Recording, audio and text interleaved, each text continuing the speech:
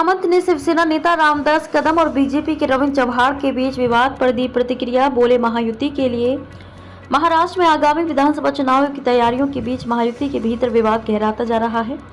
उद्योग मंत्री उदय सामंत ने शिवसेना के वरिष्ठ नेता रामदास कदम और बीजेपी के मंत्री रविंद्र चव्हाण के बीच चल रहे विवाद पर प्रतिक्रिया दी है। सामंत ने इस विवाद को महायुति के लिए नुकसानदायक बताते हुए दोनों नेताओं से समझदारी दिखाने की अपील की है।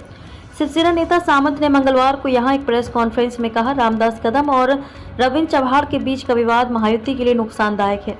ये जरूरी है कि दोनों नेता अपनी गलतफहमियों को सुलझाएं और ऐसा कोई कदम न उठाएं जिससे महाविकास अघाड़ी को फायदा हो।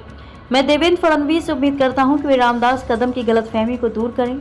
इसके साथ ही सामंत ने बदलापुर प्रकरण में सख्त कार्रवाई की बात की। उन्होंने कहा कि बदलापुर मामले में दोषी को कभी माफ नहीं किया जाएगा। हम सख्त कार्रवाई करेंगे और किसी को भी संरक्षण नहीं दिया जाएगा।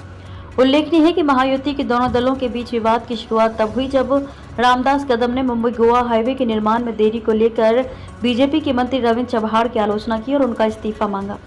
कदम ने चव्हाण को काम में असफल बताते हुए कहा, कितने साल से मुंबई गोवा हाईवे का काम नहीं हो रहा है, राज्य के लोगों को तकलीफ हो रही है और मंत्री रविंद्र चव्हाण निश्चिंत हैं। चव्हाण ने जवाब देते हुए कहा कि रामदास कदम एक वरिष्ठ नेता हैं और उनकी भाषा उचित नहीं है। महायुति का धर्म निभाने का ठेका सिर्फ हमने नहीं लिया है। मुख्यमंत्री एकनाथ शिंदे से मेरी विनती है कि वे रामदास कदम जैसे लोगों को काबू में रखें।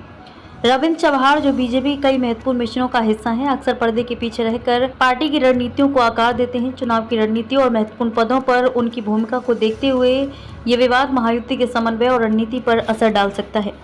महाराष्ट्र में आगामी विधानसभा चुनावों के मद्देनजर इस विवाद का समाधान महायुति के एकता और प्रभाव के लिए महत्वपूर्ण होगा।